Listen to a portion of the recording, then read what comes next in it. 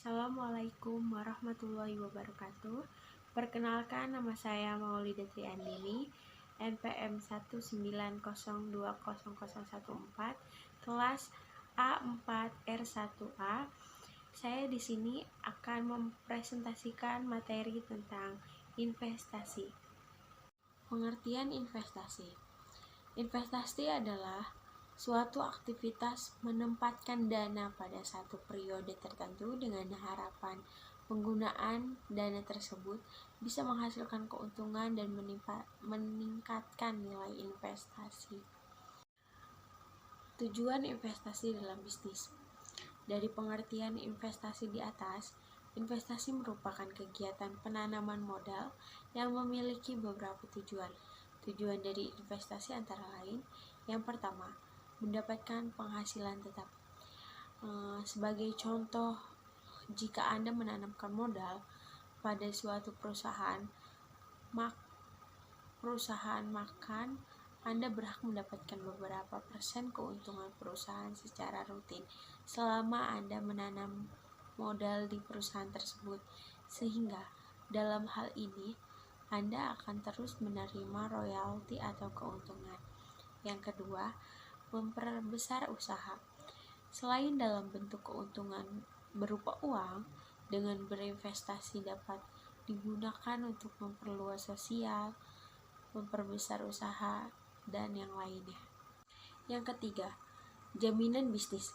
Jika menanam modal pada supplier, maka akan ada jaminan bisnis Anda tidak kekurangan bahan baku dan terus memperoleh pasar untuk menjual produk. Yang keempat, mengurangi persaingan. Investasi juga bisa mengurangi persaingan antara perusahaan yang bergerak di bidang yang sama. Manfaat investasi dalam bisnis.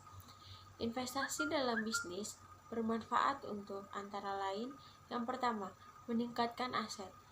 Salah satu contoh adalah ketika seseorang membeli tanah atau properti saat ini sebagai investasi, kemudian menjualnya di masa depan dengan nilai yang berkali-kali lipat dari harga saat membelinya.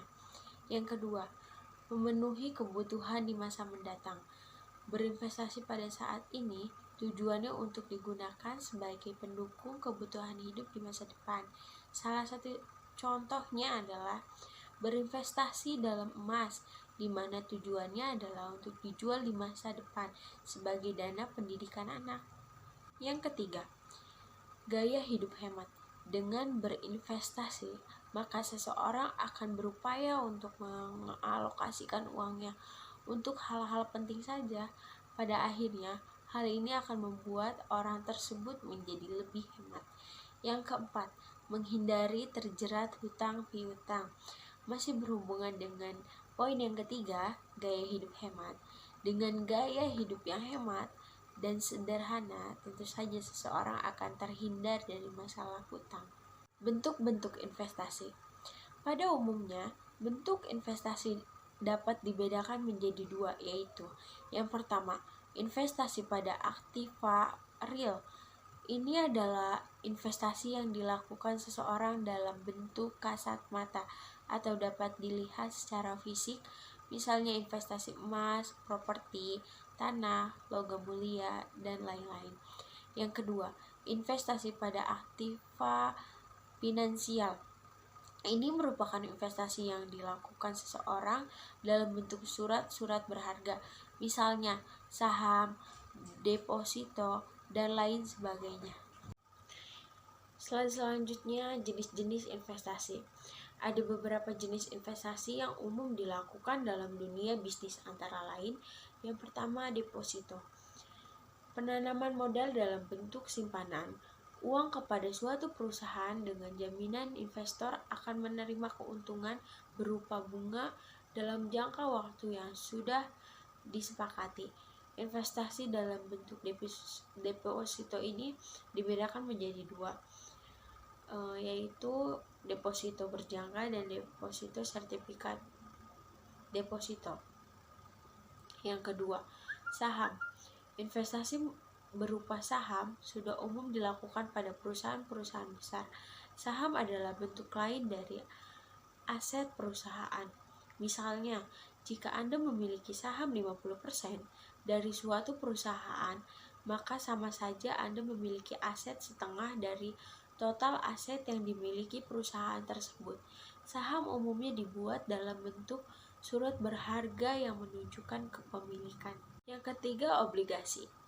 Obligasi umumnya dilakukan pada bisnis yang menyediakan jasa pinjaman modal. Keuntungan yang didapatkan dengan cara investasi obligasi lebih tinggi daripada deposito karena bunga yang dipatok juga lebih tinggi. Namun, cara ini lebih beresiko karena jika peminjaman modal bangkrut, maka ada kemungkinan utang tidak dibayarkan. Yang keempat, reksadana. Selain saham, reksadana kini juga sedang populer di kalangan pebisnis maupun masyarakat. Reksadana adalah tempat untuk menghimpun uang secara kolektif, dan dana yang terkumpulkan tersebut akan dikelola oleh manajer.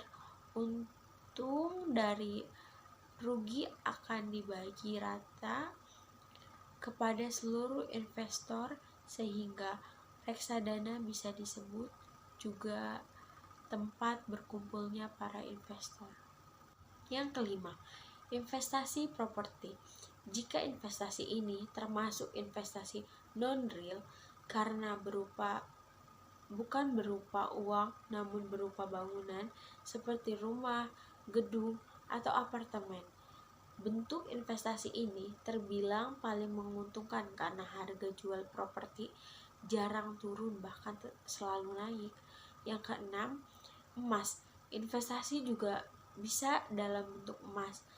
Sama halnya dengan properti, investasi emas cenderung lebih menguntungkan daripada bentuk investasi yang real. Umumnya, emas yang diinvestasikan berupa emas batang. Kita langsung saja ke contoh kasus. Di sini ada contoh kasus.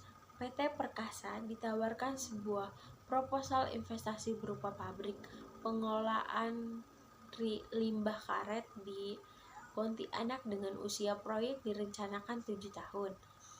Investasi awal yang dibutuhkan adalah 1 miliar dengan persiapan pembangunan pabrik selama 1 tahun. Selama proses persiapan tidak dikeluarkan biaya operasional. Pabrik mulai beroperasi di tahun pertama dengan kapasitas penuh.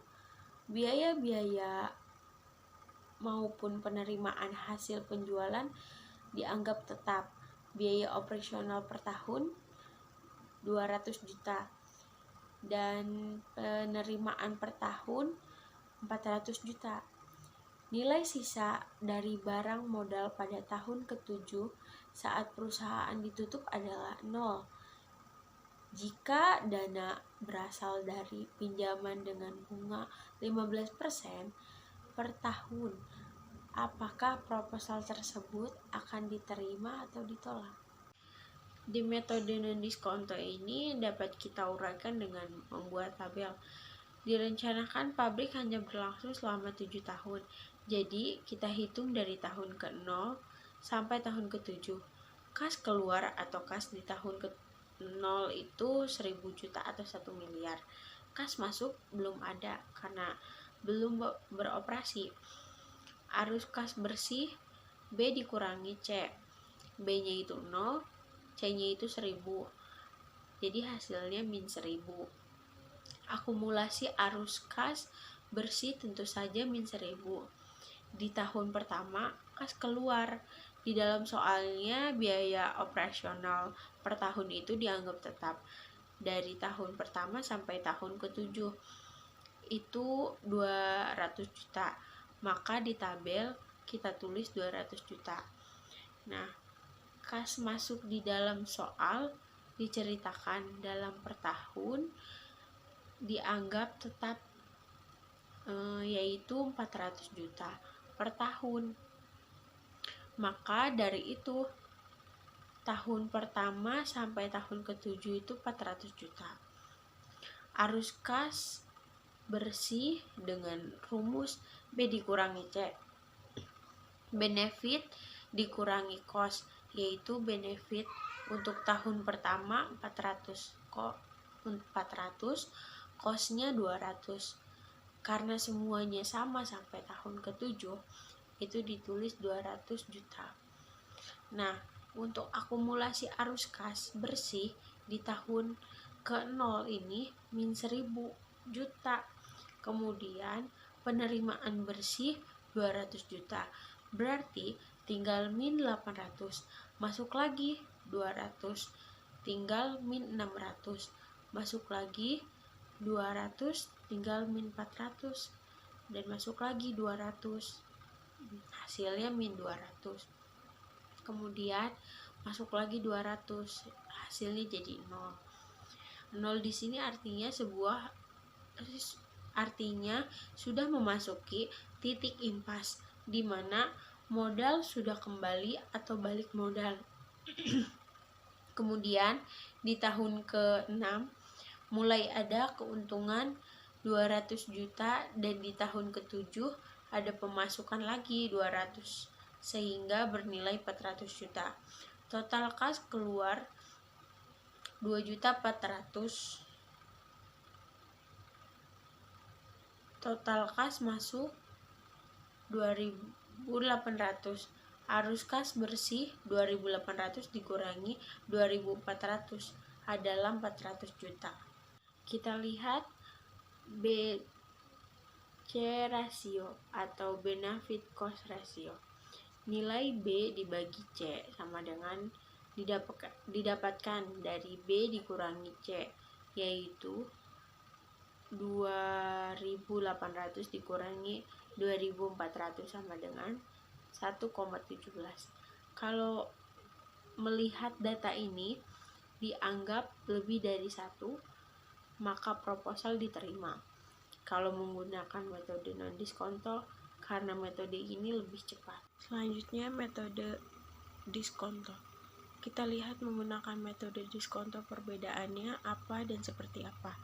Kita buat lagi tabelnya tahun ke-0 sampai tahun ke-7. Faktor diskontonya di sini mulai dilibatkan tahun pertama. Kita lihat rumusnya 1 dibagi 1 ditambah R pangkat T. Sampai ke bawah bisa pakai rumus 1 dibagi 1 ditambah R pangkat T. Kita ambil contoh tahun ke-5, yaitu 1 dibagi 1 ditambah 0,15 pangkat tahun ke-5, maka hasilnya 0,50. Kas keluar kita dapatkan dari mana? Rumusnya kas keluar dikali faktor diskonto. Contoh pada tahun ke-5 100 juta didapatkan dari rumusnya adalah kas keluar biaya operasional setiap tahunnya tetap per tahun 200 juta dikali 0,50. Artinya kas keluarnya 100 juta. Ini dari tahun pertama sampai tahun ke-7 bisa pakai rumus kas keluar dikali faktor diskonto, cuman yang membedakan faktor diskontonya. Kemudian kas masuk B didapatkan dari kas masuk sama dengan penerimaan dikali diskonto. Contoh kita ambil lagi tahun ke-5. Penerimaan tiap tahun 400 juta dikali diskonto 0,5. Hasilnya 200 juta. Untuk tahun selanjutnya bisa dicari dengan rumus yang sama. Tinggal lihat faktor diskontonya saja. Kalau penerimaannya semua sama. Arus kas bersih bisa dicari dengan rumus B dikurangi C. Untuk tahun ke-0, B-nya ini 0 dan C-nya 1000. Jadi hasilnya min 1000. 174 ini didapatkan dari 348 dikurangi 174 dan seterusnya sampai tahun ke-7. Akumulasi arus kas sama dengan non diskonto min 1000 ada pemasukan penerimaan arus kas bersih 174, jadi hasilnya min 826, seterusnya sampai tahun ke-7. Totalnya semuanya kas keluar 1.834 juta, kemudian kas masuk 1.668 juta. Kita lihat evaluasinya tahun ke-7, arus kas masih negatif min 166. Artinya perusahaan ini belum masuk ke titik impas atau belum balik modal, padahal sudah di tahun ke-7. Kemudian di BC rasionya itu adalah B dibagi C, yaitu 1.668 dibagi 1.834, hasilnya 0,91. Ini kurang dari 1, artinya jika kurang dari 1 berarti tidak balik modal. Dari proposal itu bisa diketahui bahwa kita mengalami kerugian di tahun ke-7 sampai di tahun pabrik itu ditutup. Jadi tidak berada di titik impas. Net present value-nya kita lihat, kas masuk 1.668 dibagi kas keluar 1.834, hasilnya masih negatif.